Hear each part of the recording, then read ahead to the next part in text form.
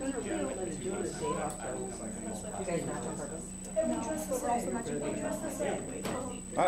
Hey, good to see you again. Good to see you. How are you doing? I'm doing good by yourself. Good, good. It's been a minute or two. It has, it has. Yeah.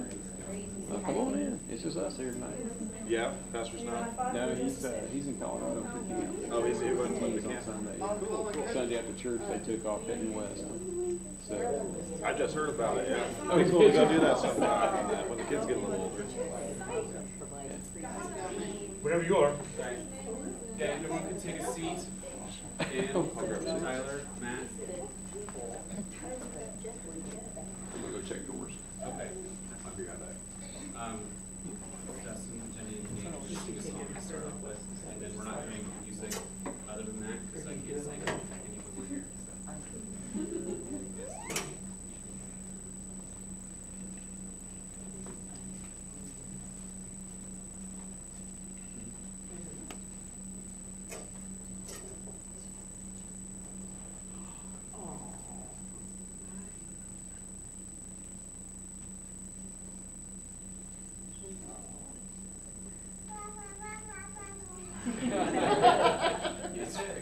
Ready?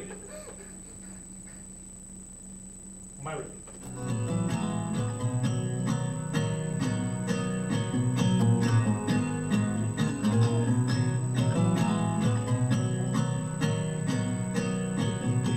I've been sick and tired, being sick and tired, searching far and wide for something that feels real, something that feels real. And I don't wanna lose my soul, chasing after things that don't lead me straight to you. And I'm lost in a feeling that I came from this world. But going back to Eden ain't gonna be easy, but it leads me straight to you. Now I'm running like the prodigal.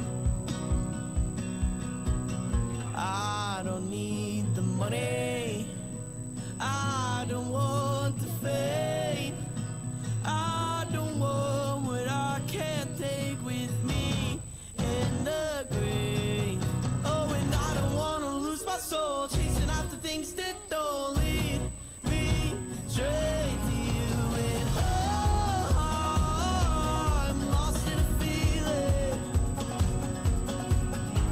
that I came from this world.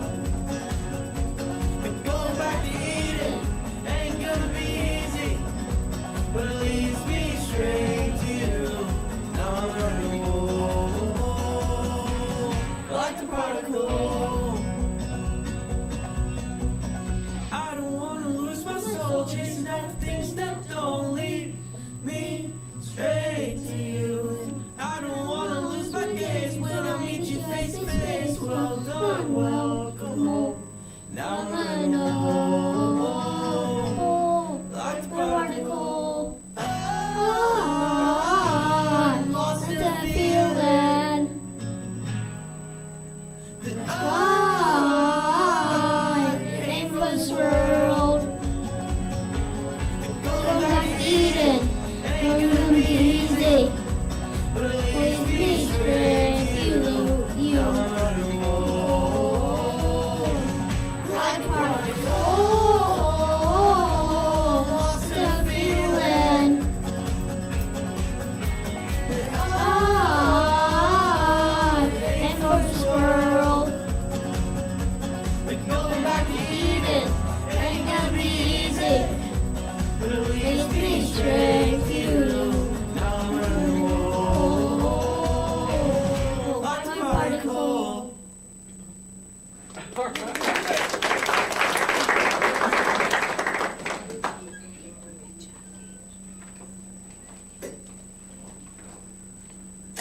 Somehow I got put up here again. So, if you guys want to turn to Ecclesiastes, that's where we're going to be. It goes Psalms, Proverbs, Ecclesiastes, in case you don't know off the top of your head. we're gonna be going through the whole thing, so just go to chapter 1, verse 1. And for the super late people, we're gonna be in Ecclesiastes. So I actually didn't know as much about Ecclesiastes as I originally thought. I didn't know much about Solomon. I've read Ecclesiastes quite a few times, but I want to go over some of the fun facts. I thought they were interesting to kind of get a whole picture of who the author, not the author, but the teacher of Ecclesiastes was. So my first fun fact is King David was Solomon's father. I don't know. I mean, people who grew up in church, that might be obvious to you guys, but I thought that was a fun fact. I didn't know that. Bathsheba was King Solomon's mother, which maybe some of you didn't know that, but I thought that was kind of fun. And then something else that kind of caught my attention about King Solomon was that he wasn't the oldest son, but he was still the king, which is kind of unusual for us to see. But the reason for that was God actually told David that Solomon was going to be king, and so it was kind of put out of order. But God anointed Solomon as king before he was ever even born, which I thought was kind of fascinating. And then my last fun fact about Solomon was that he was potentially the richest person to have ever lived. His net worth would have been estimated today in today's value as $2 trillion. So the number comes from the fact that he got, I think it was 25 tons of gold per year, and then among a number of other things. But I thought that was kind of a fun fact. So we kind of get a picture of a guy who has effectively unlimited resources at his disposal, and like no other person who's ever lived. So it's kind of, I thought that was kind of interesting. But my first point in my message today is pursuing what the world has to offer is unfulfilling. It's kind of, we've all heard this like 1,000 times, I know that, but I think where we get a lot of this message from, I think it's good for of what he's trying to convey through the message that's in the first chapter here. So we go to the second verse, which is something that everybody knows probably by memory at this point. For chapter 1, verse 2, "Vanity of vanities, saith the preacher, vanity of vanities, all is vanity." So after reading this, I feel like something that's not conveyed super well with the word vanity is that vanity makes you think of like a selfish appearance of your image, because the definition of vanity is like basically you think too highly of yourself, right? But the Hebrew word that vanity is taken from is hevel, which is Hevel. And hevel is literally translated as smoke or vapor. So if you kind of think of the second verse here as everything is, it's as if it's a solid, but it's not, you're not actually getting anything from it. So it's a little less about like, to me, I felt like that was a much better understanding to have with it. And the word hevel is actually used 38 times in Ecclesiastes, which I thought was kind of fascinating. So if we skip down to verse 18, I'm going to be going through a ton of verses in Ecclesiastes. It's all in chronological or numerical order, so you don't have to jump around a whole bunch, but just bear with me as you guys had to jump around in the book here a little bit. It says, "For with much wisdom comes much sorrow, the more knowledge, the more grief." And I thought that this one was pretty, it seems obvious, but we don't act like it, I feel like in today's age, we still strive for the things that we know won't give us value.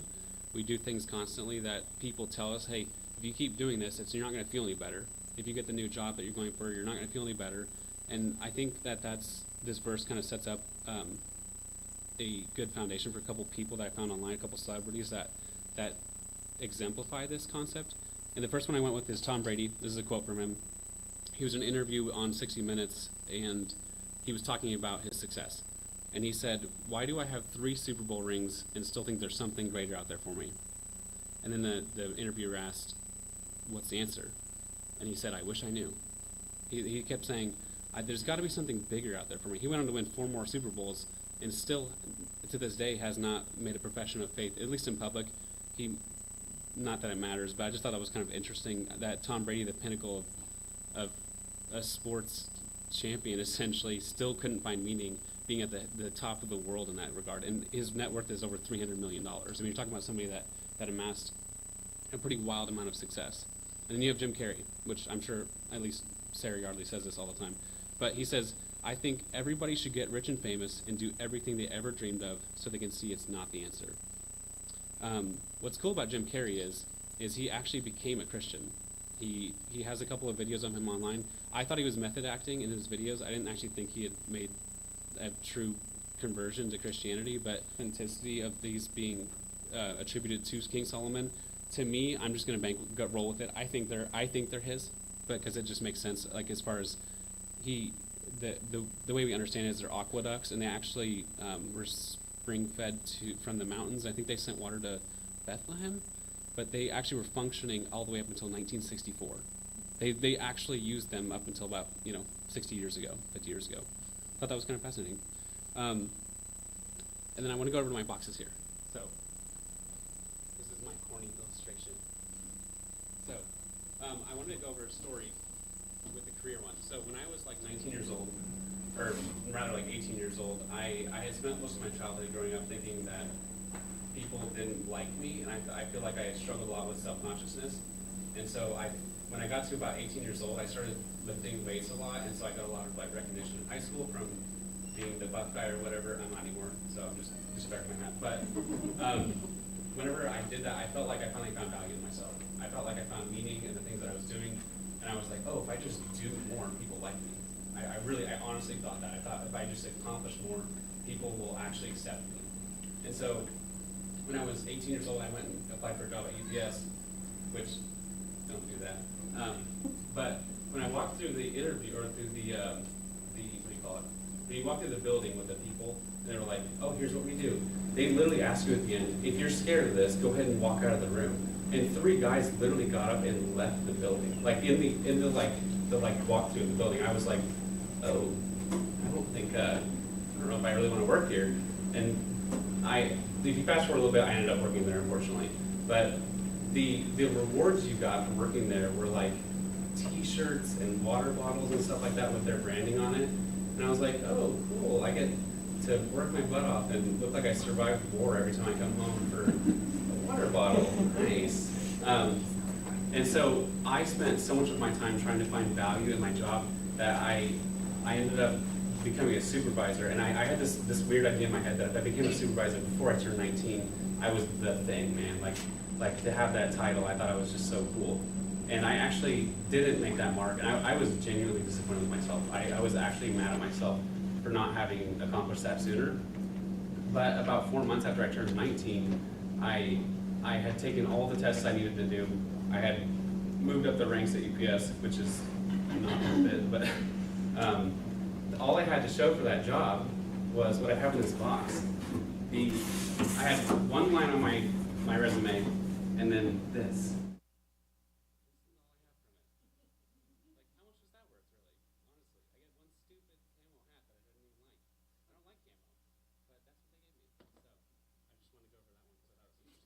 This one's a bit of a stretch here, but a lot of us tend to find our happiness in our addiction. And a lot of people would say, oh, I'm not addicted to something. Can we counter that? What's in here? Anyone want to guess? Yeah. A lot of us sit on this thing for, if you look at your average, 4+ hours a day. And I have no exception to that. You can look at mine right now and it says that.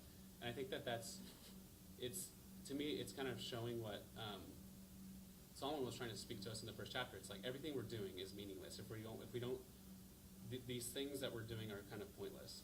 And then, does anyone want to guess what this one is? That's a good guess. It's a guess. Anyone else? Come on, someone guess. What's in here? No.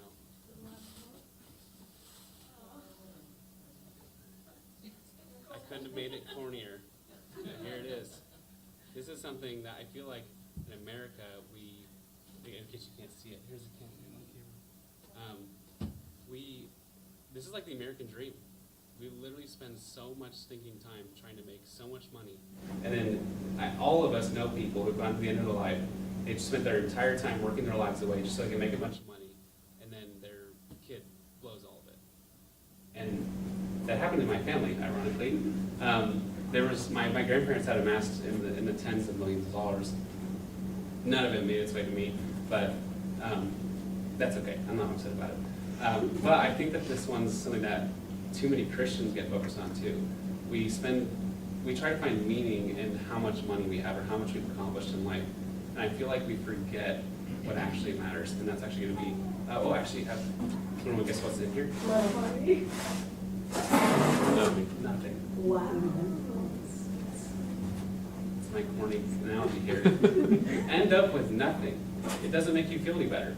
It doesn't matter how much you make at all. You're going to always want more, or you're going to run out eventually, or when you give it to your kids, that might feel good, but you're not going to remember because you're dead in heaven and you're not going to care about the money you made. But it doesn't mean, it ultimately ends up disappearing. It's just gone. So, and this looks like my bank account right now. But, moving on here. So, that brings me to my second point. Because now we know all the things that don't mean anything in life, or at least what Solomon's trying to say doesn't bring value to your life. What is next? So, he goes over the solution in the following chapter. So, my second point here is your attitude determines the value in what God has provided. So, if you want to go to Ecclesiastes 2:24, go to the next verse, or this verse specifically. This is the solution. So we have all the problems, we know all the things we're not supposed to be focused on, or at least some of them. We all have different things that we focus on that don't bring meaning, or if we're trying to find meaning in them, they're just empty. But the solution here is, there's nothing better for a man that he should eat and drink, and that he should make his soul enjoy good in his labor. This also I saw that it was from the hand of God. And at first glance, this one's a little confusing. It doesn't really seem like a solution. But this is a complete 180 on what he has been saying up until this point. If you notice the specific verbiage here, it says, make his soul enjoy good in his labor. So to me, that shows there's a choice. You can show up to work, and you can complain about it, and you can hate all of your coworkers, or you can show up to work and be like, I am thankful that God has provided me with money. And you can do that every single day up until you're done working there. And I wanted to kind of touch on this. I talked to Bradley Perry actually a few months ago, or a year ago, I can't remember, it was quite a while, but it stuck in my head. I had asked him if being a lineman was what or an electric, I'm not sure what he's doing, but whatever he's doing, he's not a huge fan of it. But I asked him, I was like, is this what you wanted to do growing up? Is this like the thing you like were growing up? And he was like, absolutely not. And I kind of took me back because I was like, why are you doing it? And he was like, well, I don't have to live my life just to enjoy what I do for a living. I can support my family just for the sake of supporting them. And I was like, dang, that's good. It's like, that guy's got it going, man. I was like, that's something that I really admire that about Bradley, because I was like, I think it's our generation loves to do the thing you love, right? Like, if you're not doing the thing you love, just quit and go end up doing the thing you love. But ultimately, when you end up somewhere long enough, you end up hating it. Or not hating it, but maybe not enjoying it. And I think, because you're not going to find meaning in your job. It's 10 years after you're doing it, it's going to get boring, or it's going to get annoying, or your people around you are going to get annoying. And I feel like, am I losing my mind? Is this coming crazy behind me? Oh. And so I just wanted to call out Bradley for that I really enjoyed that he did that, and I appreciate him for saying that. So our solution here is to change your attitude. Just change your perspective on what God has provided you. It doesn't have to be that you go and try and strive for the most money or whatever, the biggest achievements, the most power.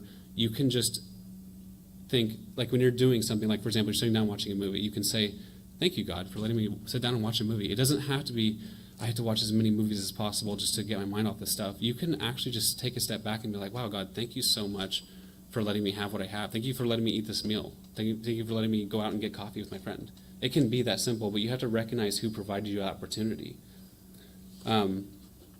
So another thing that Solomon does a lot in this, I'm going to clarify here. Solomon, I don't think Solomon wrote Ecclesiastes. He is the teacher of the author, though. So the author wrote down the teachings of King Solomon. But that's just a side note, because I keep saying the author, which is not Solomon, but worth noting there. Solomon talks constantly about death in the Ecclesiastes. You'll find that repeatedly throughout the entire book. So if you want to go over to chapter 3, we'll cover some of the verses here on that. In verse 19, it says, for that which befalleth the sons of men befalleth beasts, even one thing befalleth them, even as one thing befalleth them, as the one dieth, so dieth the other. Yea, they all have one breath, so that a man hath no preeminence above a beast, for all is vanity. All go into one place, for all are for of the dust, and all turn to dust again. So, sometimes when I read this verse, it confuses me. But what he's saying in verse 19 is that we don't have any benefit over animals because we all do the same thing. We all just die. So it's kind of a gloomy aspect, or a gloomy thing to learn, is like, well, it doesn't matter if we have some sort of sentience because animals have the exact same fate and they don't have it. But he turns it around again in verse 22, because the difference between us and animals is perspective.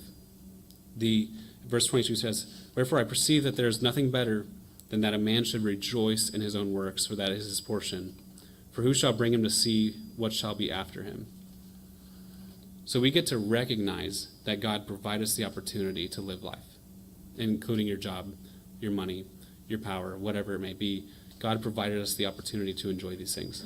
And I think that if we try to flip-flop it and think, I'm going to strive for these things so that I can find meaning, you're going to find emptiness.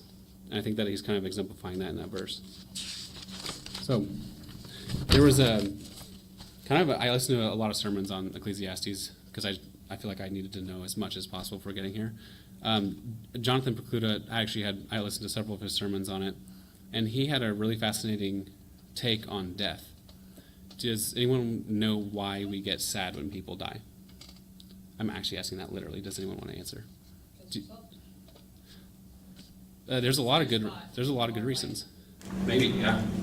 Anything else?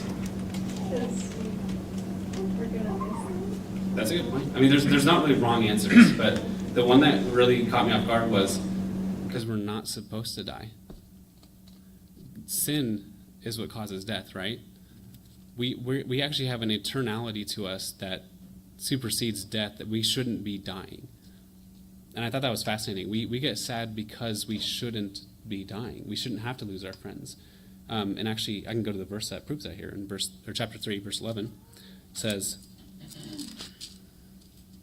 "He hath made everything beautiful in this time. Also he hath set the world in their heart, so that no man can find out the work that God maketh from the beginning to the end." That's not the right verse. I apologize.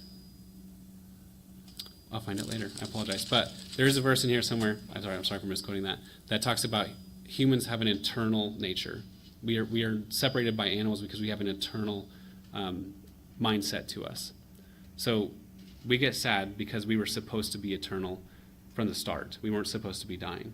So I thought that was kind of a fascinating take on it. So because we know that we're going to die, did I say that the title of my... I didn't say that. The title of my message here is "Live Like You're Going to Die." That was the title. But because we know death is a certainty, what do? We know that God wants us to enjoy the things that he gave us. What's the next step? So, in order to live a meaningful life, it requires the Lord. So, the Ecclesiastes was actually kind of considered by some to be like a hedonistic, like when you start reading it sounds hedonistic, like we'll just live life to the fullest. But you start to realize that the author is saying, no, don't do that. That's just not going to help you. You're not going to find meaning or fulfillment in all of that. So, let's see here.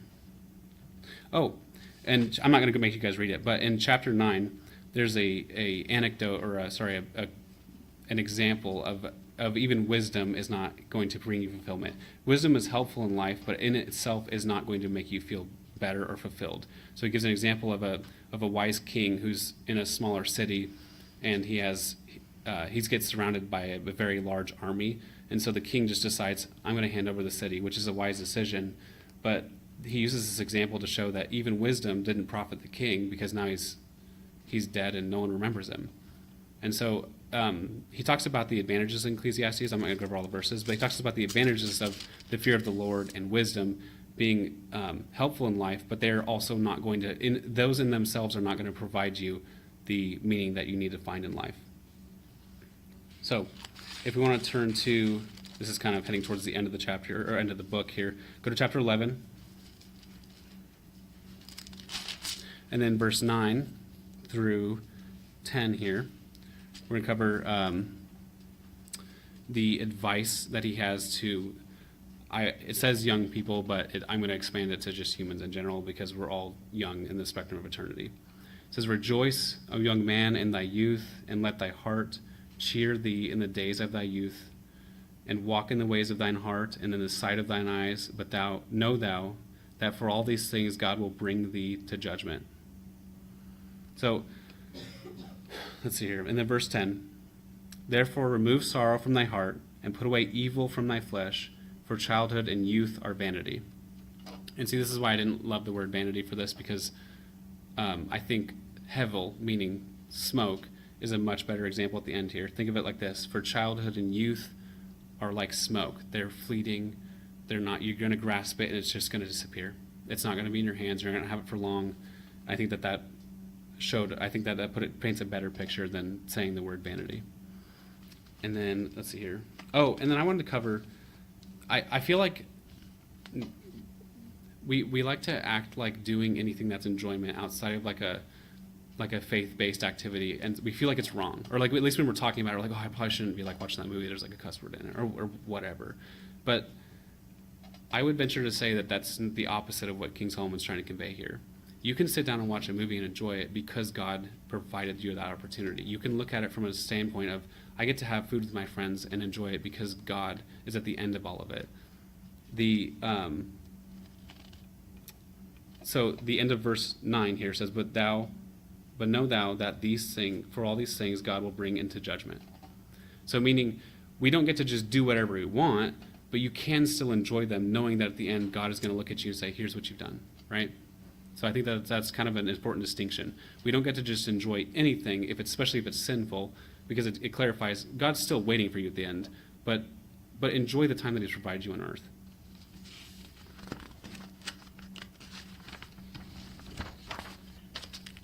So, I have a quote here that everyone's heard, but where a person spends their money and their time is proof of what they truly value. Where a person spends their money and their time is proof of what they truly value. I think I'm not free from the problem of this. I mean, we don't spend enough time doing the things that we should. So we act like, at least our actions would say, that we seek the wrong things, right? A lot of us seek money, power, appearance, you name it. I mean, your career, or your work ethic, or whatever you name it. You're trying to find your identity in these things that don't actually matter. But you can enjoy small business things that aren't sinful just because God's provided you the lifetime to do it. So, and to back that up, I put Matthew 6:21. For where your treasure is, there will your heart be also. So, yeah. That's my short message. I'm going to go ahead and pray, and then we'll take prayer requests. But I'm not sure what we're doing for the prayer requests after that. So let's go ahead and pray. Dear God, thank you so much for this evening with these people. I'm just super thankful for Lighthouse. I'm super thankful for all the people here that wanted to make it. And just I hope that something I said tonight would help you further your gospel and further your glory. And in Christ, I pray for these things. Amen. Okay. And then I need a pen.